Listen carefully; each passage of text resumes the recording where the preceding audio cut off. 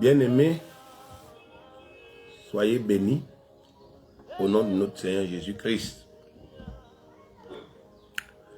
Ceci est ma réaction par rapport à la parodie de la Sainte Seine qui a eu lors de l'ouverture des Jeux Olympiques 2024 à Paris. Alors,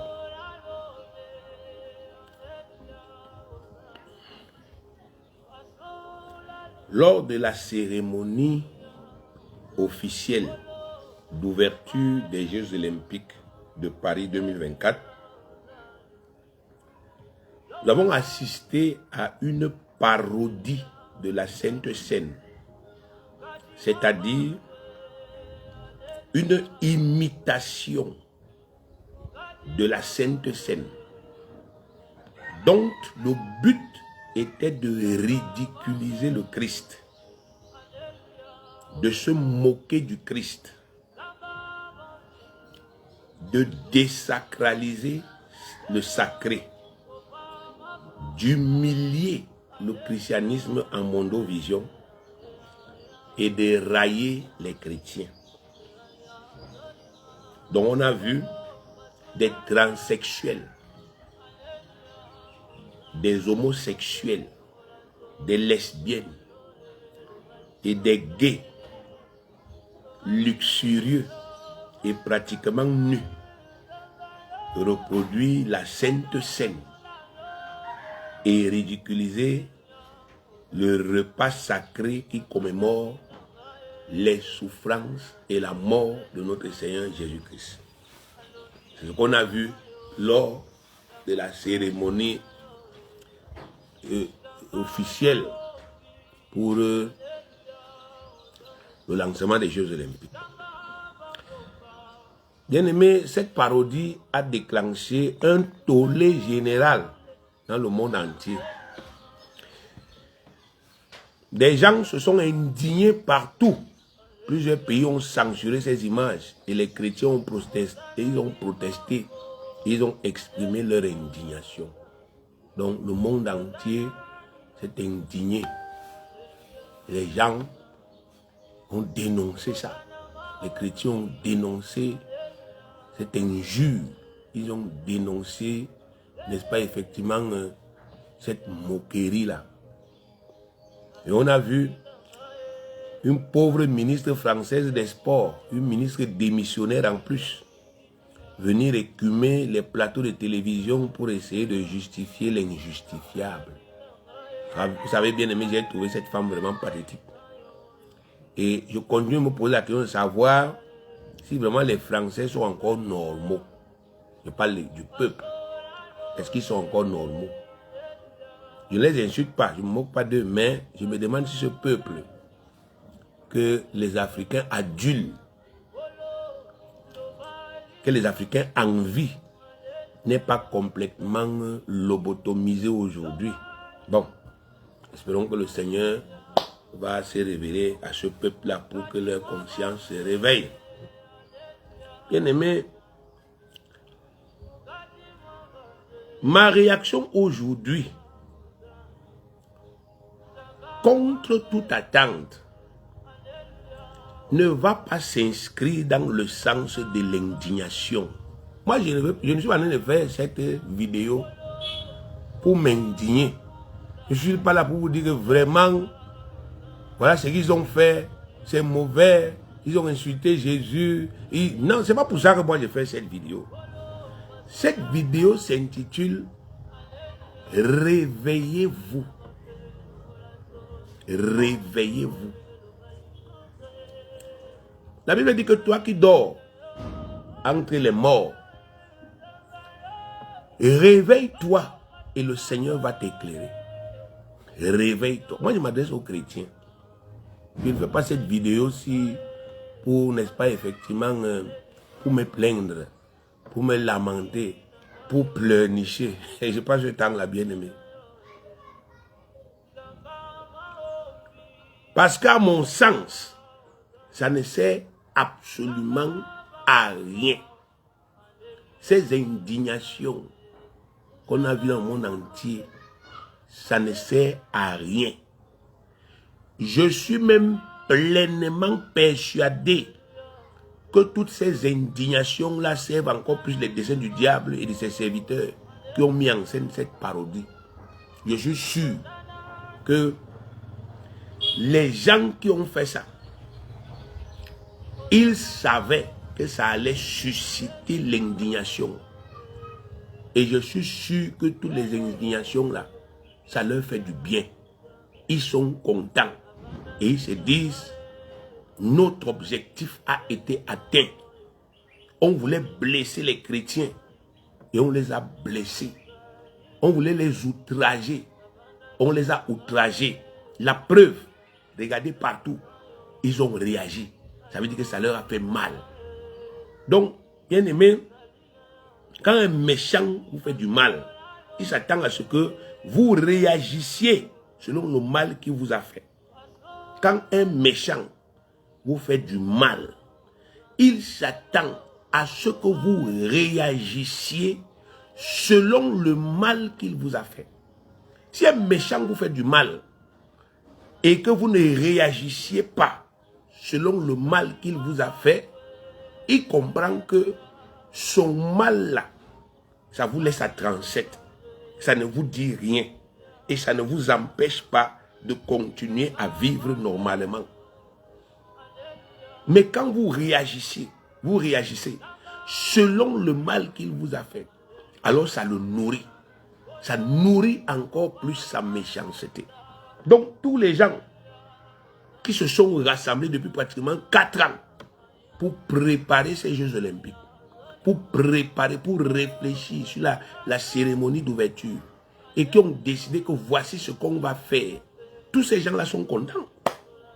Et vous les chrétiens, vous les avez aidés à être contents. Ils sont joyeux. On les a atteints, on les a touchés. Ils sont frustrés, ils sont aigris. Voilà, on a ridiculisé leur Seigneur. On s'est moqué de la Sainte Seine.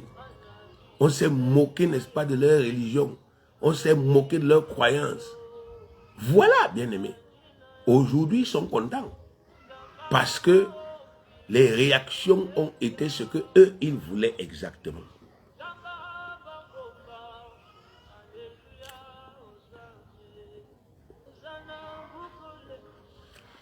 Quand vous refusez de réagir comme le méchant veut, alors ça le déconcerte, ça le trouble. C'est-à-dire quelqu'un répand des calomnies. Moi, je ne vous parle pas d'expérience. Il y a une bande d'individus qui est allée sur les réseaux sociaux.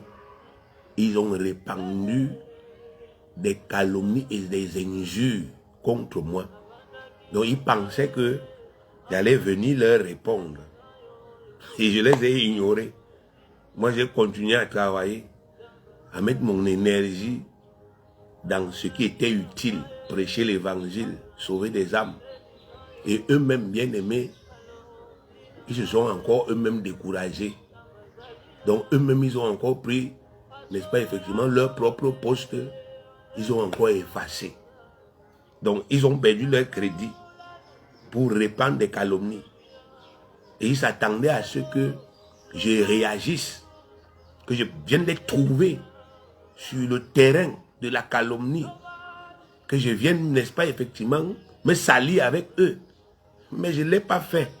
Je les ai laissés, n'est-ce pas, effectivement, se vautrer dans leur boue. Et moi, je me suis mis de côté. Et j'ai continué à travailler. Et pendant qu'eux, ils s'embrouillaient là, moi, j'ai gagné les âmes. Moi, je sauvais des vies. Moi, j'ai avancé. Donc, chaque fois que vous réagissez, comme le méchant veut que vous réagissez, vous tombez dans un piège. Vous devez savoir je dis, vous devez savoir que le diable ne fait rien pour rien.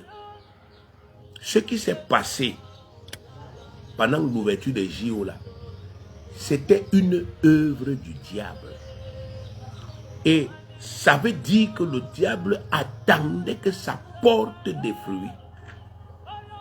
Et entre autres, il attendait que ça touche les chrétiens, que ça déstabilise les chrétiens, que ça trouble les chrétiens, que ça frustre les chrétiens, que ça attriste les chrétiens. Donc, tous ceux qui ont sombré dans ça, ils ont fait, n'est-ce pas, effectivement, le jeu du diable. Ce que Dieu attendait de nous, c'est que nous n'accordions aucune importance aux agitations du diable et que nous continuions à travailler de plus belle pour répandre l'évangile et pour sauver les âmes. Bien-aimés, pendant cette cérémonie, les gens qui ont fait ça, il n'y avait aucun chrétien né de nouveau dedans. Et ce qu'ils ont fait là, ça n'a pas détruit la croix de Jésus. Ça n'a rien enlevé à la dignité de Jésus.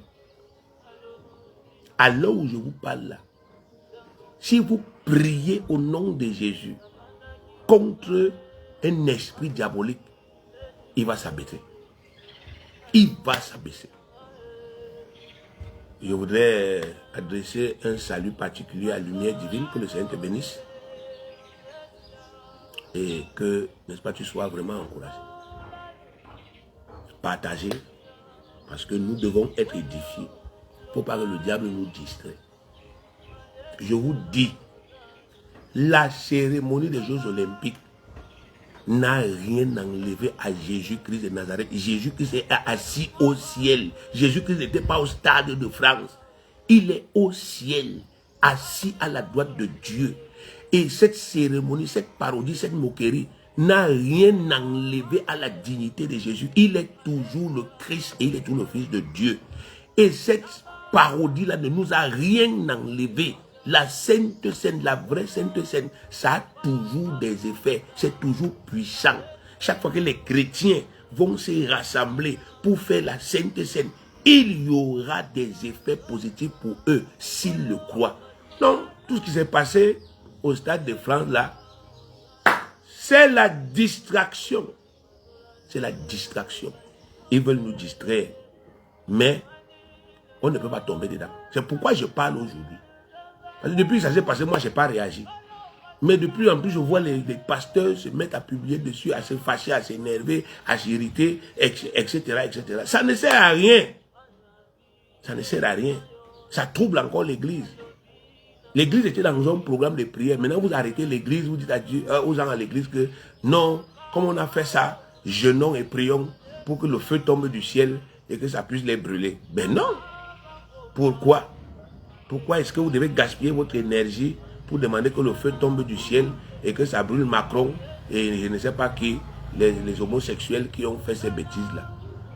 Mais utilisez votre énergie pour sauver des âmes tout autour de vous.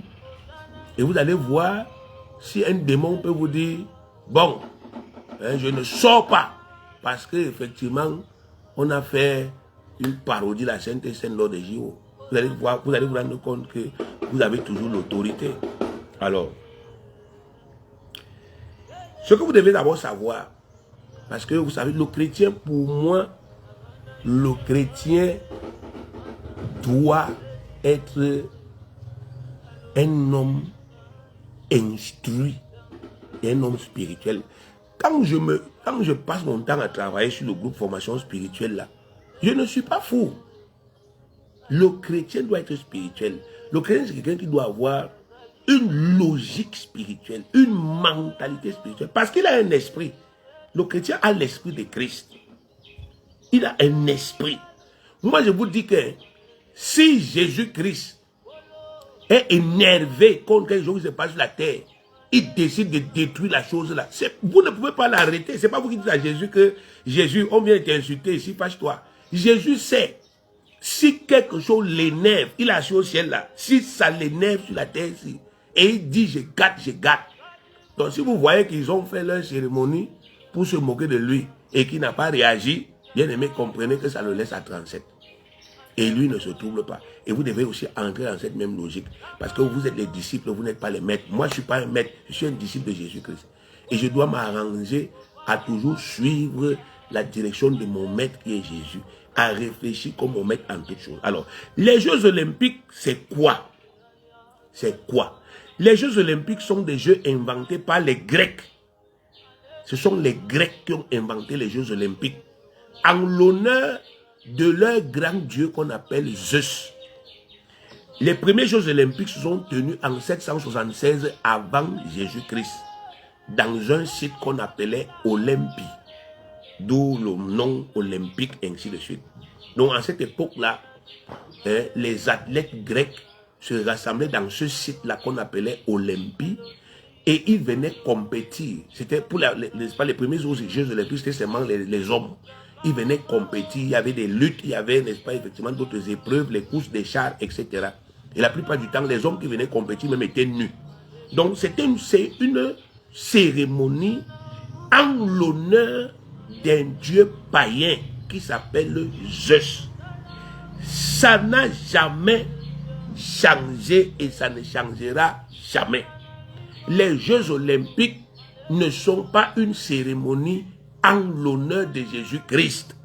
Les Jeux Olympiques ne sont pas une cérémonie en l'honneur de notre Dieu Jéhovah.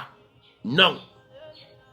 Vous savez bien aimé, la folie de plusieurs chrétiens aujourd'hui, c'est de croire qu'ils réussiront un jour à convertir le diable.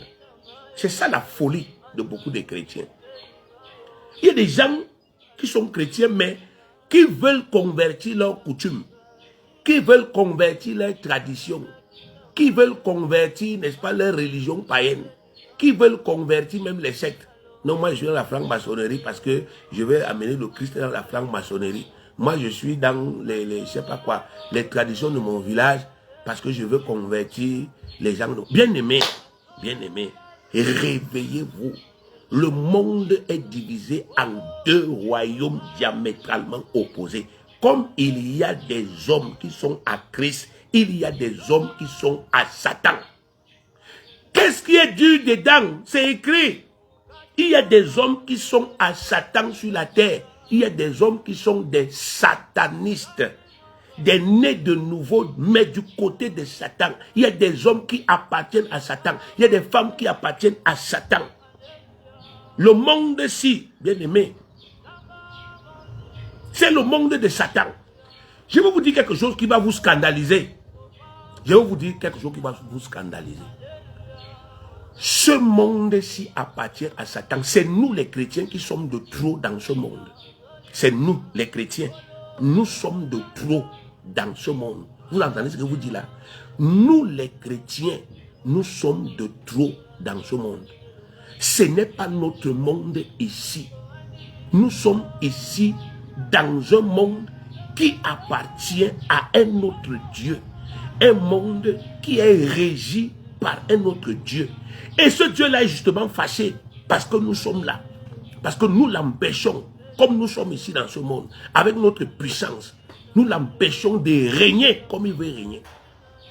Il veut être adoré, il veut être glorifié, il veut être encensé, il veut avoir ses trônes. Mais nous venons l'empêcher, nous les chrétiens, les fils de Dieu, les serviteurs de Dieu, nous l'empêchons. Nous entrons dans un quartier, on crée une église. Alors que dans le même quartier, il y avait un hôtel satanique avant. Il y a un hôtel de sorcellerie. Mais maintenant, quand nous arrivons dans ce quartier-là, nous créons une église. Nous bâtissons un hôtel à Dieu. Nous invoquons le nom du Seigneur Jésus-Christ. Le Saint-Esprit se manifeste, les hôtels sataniques se gâtent. Mais vous voulez qu'un type comme ça vous aime? Il est dans son royaume et il ne peut pas régner dans son royaume à cause de vous. Vous arrivez dans les endroits là où lui régnait hier. La sorcellerie régnait, mais ça ne règne plus. Vous arrivez dans un service, on vous recrute, vous entrez dans un bureau, vous entrez là-bas avec la lumière, vous priez, ça anéantit la puissance des ténèbres là-bas. Mais il ne peut pas vous aimer, il doit vous détester. Donc, c'est nous qui sommes de trop ici, sur la terre. Ce n'est pas, n'est-ce pas, les démons. Le monde ci est pour eux. Et regardez Jean 15, 19. Jean 15, 19. Si vous étiez du monde, le monde aimerait ce qui est à lui. Mais parce que vous n'êtes pas du monde et que je vous ai choisi du milieu du monde, à cause de cela, le monde vous hait. Le monde vous hait. Les gens de ce monde qui sont du côté de Satan, ils nous détestent. Les gens de ce monde-ci qui sont du côté de Satan nous détestent. C'est ça que je lis ici, c'est Jésus qui parle. Les sorciers nous détestent. Les magiciens nous détestent. Les gens des sectes, ils nous détestent.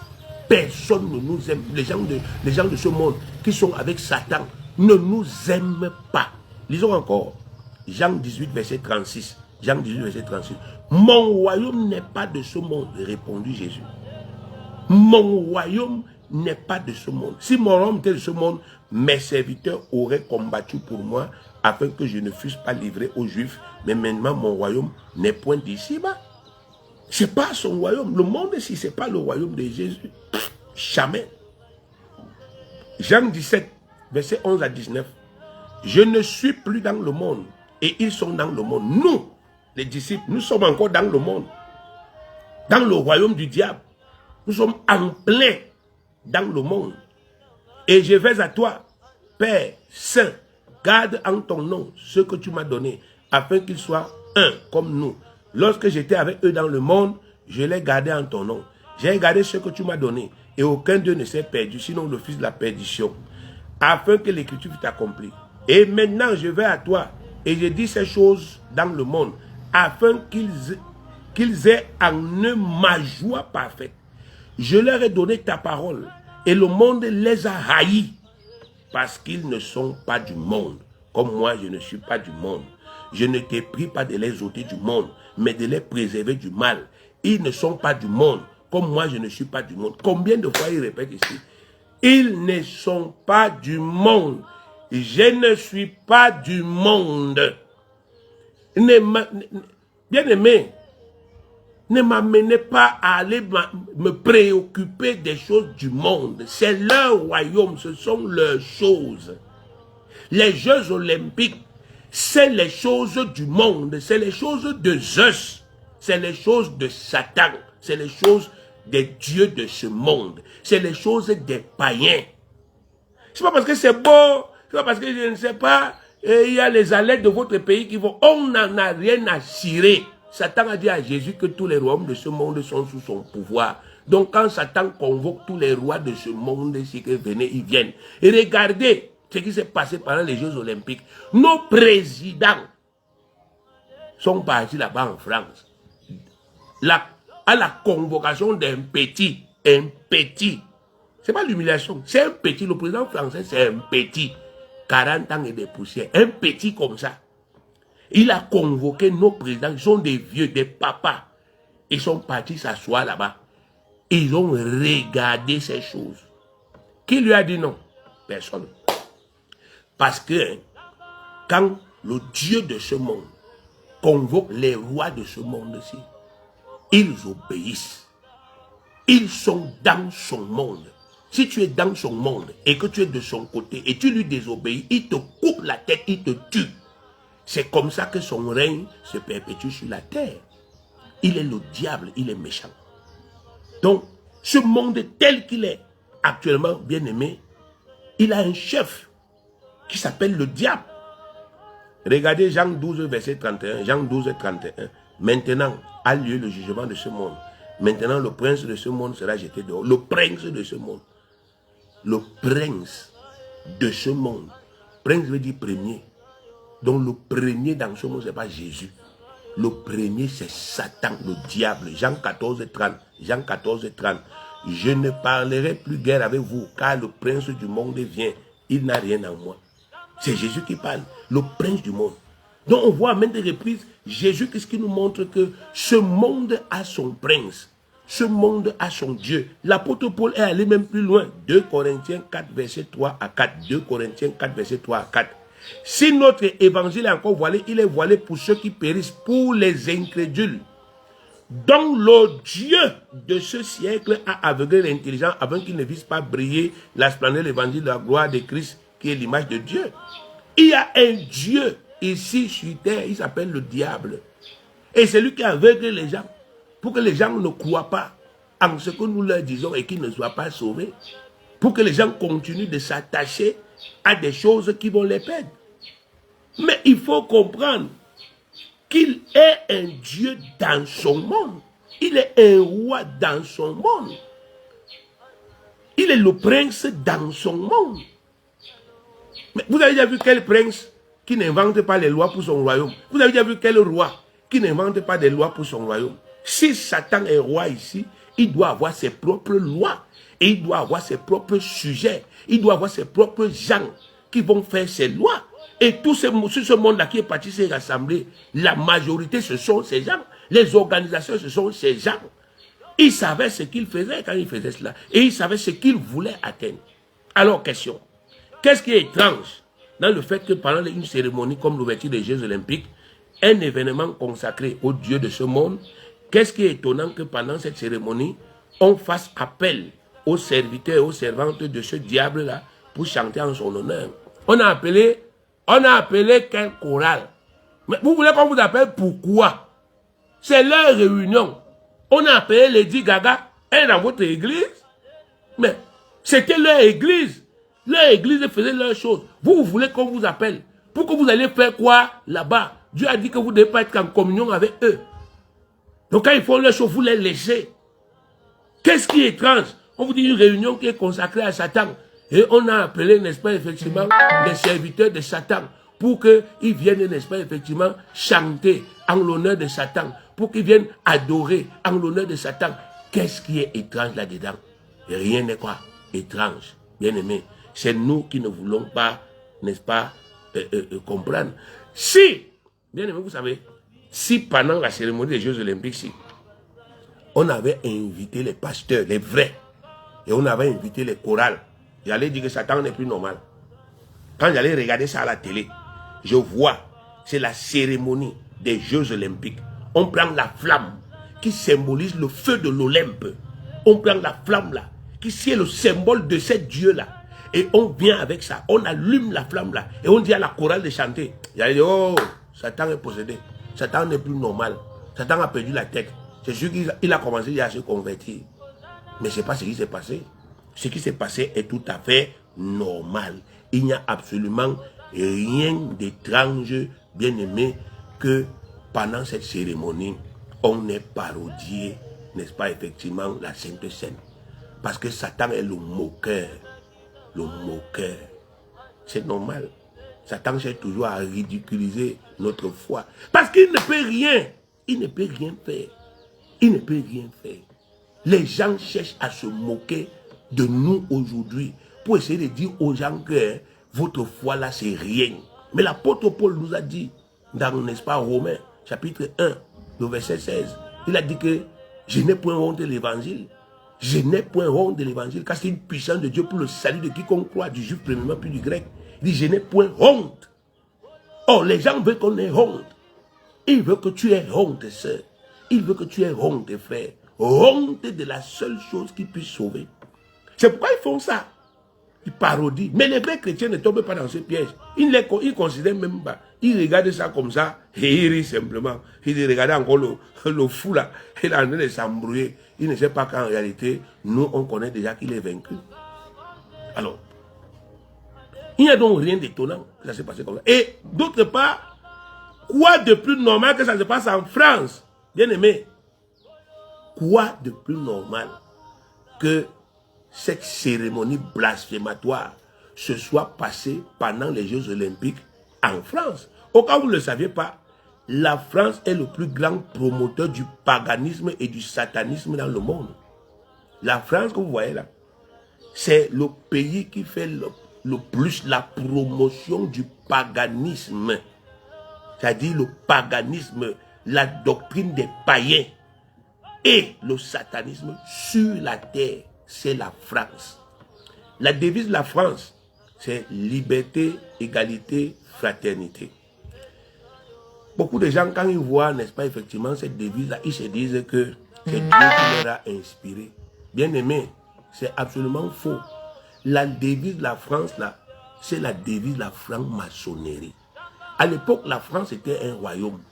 Mais les francs-maçons ont organisé la Révolution française. Et ils ont donc, n'est-ce pas, destitué les rois et ils ont instauré la République. Et les fondamentaux de la République, c'est que la République ne croit pas en Dieu. Or, les rois là croyaient en Dieu. Même avec tous les défauts là, les rois de France étaient même des rois chrétiens. Ils croyaient en Dieu, malgré leur déviance. Mais quand les francs-maçons ont fait la révolution, ils ont renversé les rois, ils ont pris le pouvoir, ils ont instauré donc la République et ils ont déclaré que la République est laïque. C'est-à-dire que la République ne croit pas en Dieu. En réalité, c'est ce que ça veut dire. Elle n'est plus sous l'autorité de Dieu. Elle n'est plus sous l'autorité de la religion. Elle n'est plus sous l'autorité, n'est-ce pas, effectivement, du christianisme. Ce sont des francs-maçons. Et ils ont donc inventé leur devise là qui était liberté, égalité et fraternité. En réalité, ce n'est pas la liberté, c'est le libertinage. C'est-à-dire, ça commence petit à petit. Non, tu es libre. Non, tu es libre. Et regardez, bien aimé, tous les films qui nous viennent de chez eux. Moi, je regarde souvent ces choses, je me dis, mais si les enfants de Dieu ne sont pas, ne se prennent pas conscience, c'est terrible. Tous les films que vous regardez, là où on va mettre en scène la vie familiale, vous voyez tous les enfants qui manquent de respect à leur père. Vous voyez les enfants, on montre un film qui vient de l'Europe. Vous voyez un enfant qui montre le doigt à son père, qui méprise son père. Tu n'as rien à mettre, il habite dans la maison de son père, il méprise son père, il méprise sa mère. C'est le modèle là qu'on nous vend aujourd'hui. Le modèle où les enfants peuvent manquer de respect à leur père, dire à leur père, j'ai le droit de vivre comme je veux. Or, la Bible dit qu'un enfant qui fait ça est maudit. Et les gens sont étonnés. Ah, il y a tel jeune qui est mort, il y a tel jeune qui a été agressé, il y a tel jeune qui a été tué, etc., etc. Il y a tel jeune qui s'est perdu. C'est à cause du modèle de vie. La France, bien aimée, a enlevé le blasphème. Au cas où vous ne savez pas, la France a enlevé le blasphème dans ses lois. En France, la loi n'interdit pas le blasphème contre Dieu. Donc si tu es en France et tu dis Dieu chien, on ne peut te porter plainte nulle part. C'est pour cela notamment qu'il y a eu des attentats. Les attentats qu'on vous parle, n'est-ce pas, de Charlie Hebdo. Charlie Hebdo, c'est quoi? C'est un journal satirique qui s'est moqué de Mohamed, le prophète Mohamed. Et les musulmans ont dit non, on ne peut pas accepter ça. Les musulmans sont pleins et les Français ont dit, dans notre pays, c'est permis de se moquer de Dieu, c'est permis de se moquer de Jésus-Christ, c'est permis de se moquer de Mohamed, c'est permis de se moquer de tous ceux qui parlent de Dieu. C'est permis dans la loi de la France. Mais ce n'est pas permis de se moquer des droits de l'homme. En France, si vous essayez de vous moquer d'un homosexuel ou d'un transgenre, on vous porte plainte, vous partez en prison. Si vous n'êtes pas français, on peut même vous chasser, on vous expulse, vous partez. Donc, ce qu'ils ont fait en France, c'est qu'ils ont tué les lois de Dieu, ils ont mis en avant les lois de l'homme. Donc, ils ont inventé, sans Dieu, des lois et des droits qu'ils ont appelés les droits de l'homme. C'est-à-dire c'est l'homme lui-même qui décide de ses droits. C'est l'homme lui-même qui décide de ce qui est bien et de ce qui est mal. Ça ne vous rappelle rien? Rentrer au jardin d'Éden. C'était ça le combat du jardin d'Éden. Quand Adam a mangé le fruit de l'arbre de la connaissance du bien et du mal, il a décidé lui-même qu'il est son propre Dieu. Que ce n'est pas le Créateur qui choisit pour lui, mais c'est lui qui choisit. C'est ce qui se passe aujourd'hui. Donc, vous avez un pays là où on vous dit que le blasphème contre Dieu, n'est pas puni par la loi. Bien aimé, si ces cérémonies des JO là, si ça se passait dans un autre pays et que les chrétiens portaient plainte, les organisateurs allaient payer. Mais ça ne s'est pas passé en France par hasard. Ça s'est passé en France parce qu'on a déjà enlevé le blasphème contre Dieu dans la loi. Donc on peut blasphémer là-bas en France. C'est pour cela qu'ils ont choisi de faire ça en France.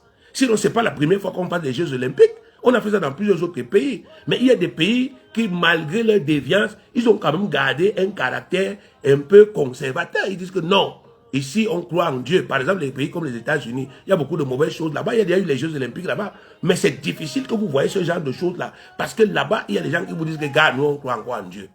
On n'est pas là dans les blagues là. Même si on fume la drogue, on boit ceci, on fait cela, mais nous on croit encore quand même en Dieu. Donc vous ne pouvez pas venir blasphémer ouvertement comme ça.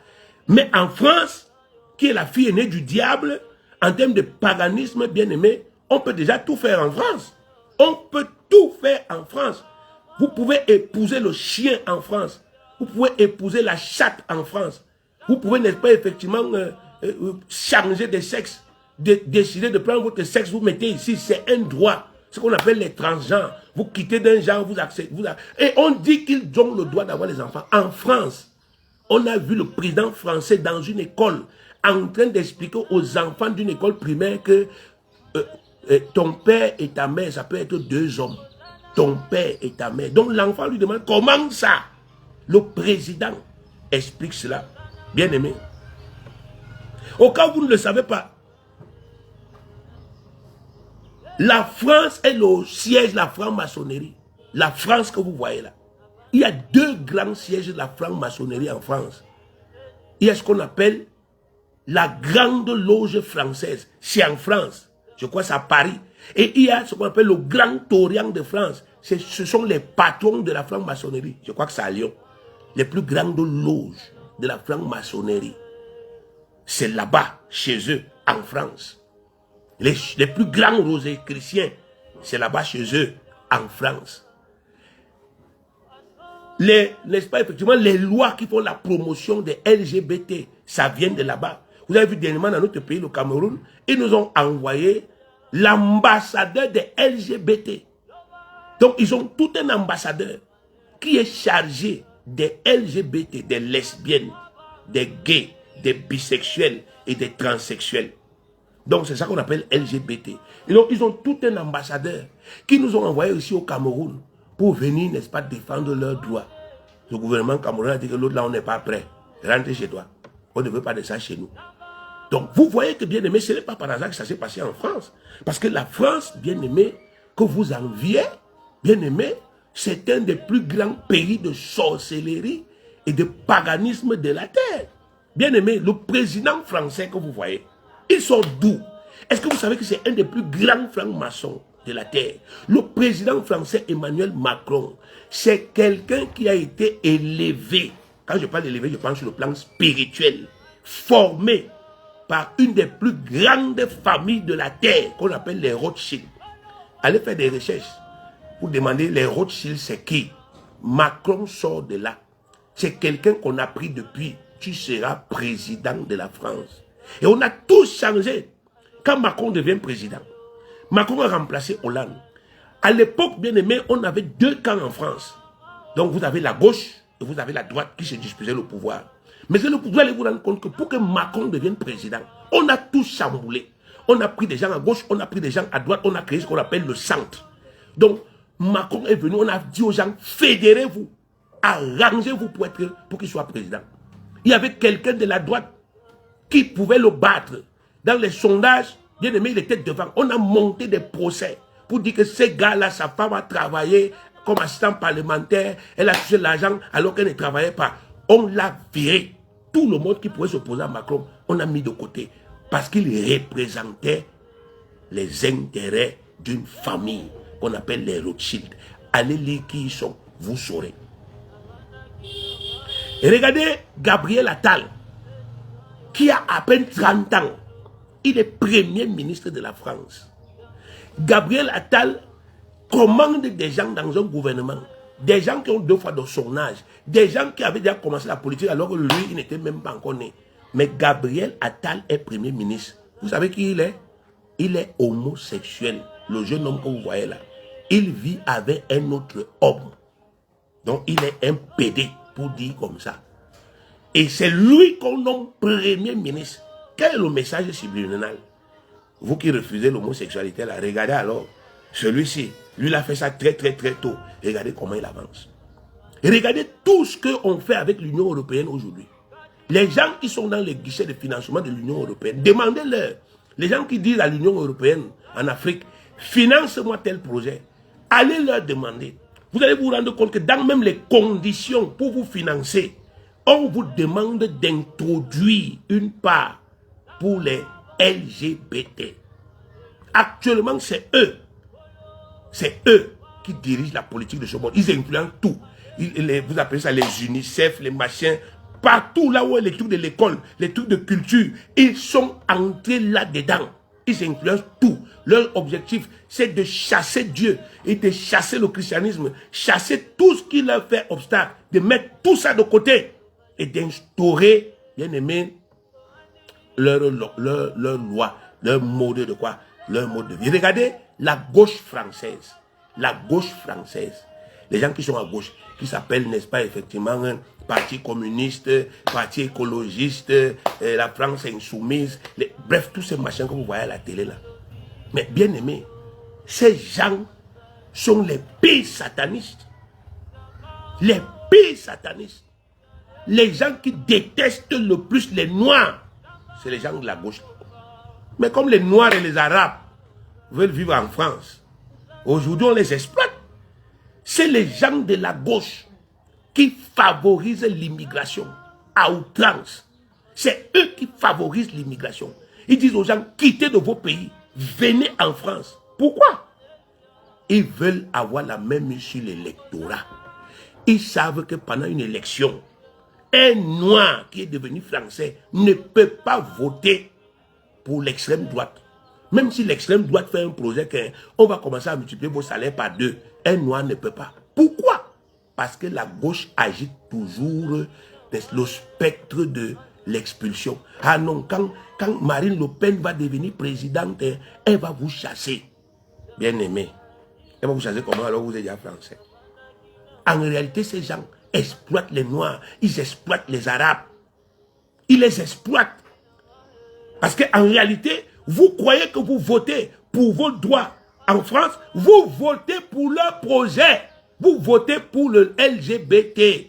Ils vont vous imposer ça. Et vous n'allez rien dire. Vous êtes juste des moyens qu'ils sont en train d'utiliser. Et ils sont à une dimension plus élevée. Vous regardez les papiers. Vous regardez que oh, les papiers vont faire ceci. Oh, les papiers vont descendre. Et ils regardent plus que ça. Si vous voulez les papiers, ils vous donnent les papiers. Pourvu que vous soyez des instruments qu'ils vont utiliser pour pouvoir atteindre leurs objectifs, qui est de démanteler les peuples, de détruire les peuples, de détruire les cultures, de détruire les croyances, de chasser Dieu et d'imposer leur wokisme, d'imposer leur philosophie LGBT à tout le monde.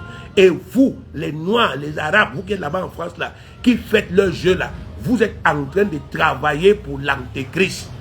Parce qu'ils sont en train de préparer la venue de leur maître Satan, qui est en prison pour l'instant, qui sera libéré et qui va venir s'établir ici.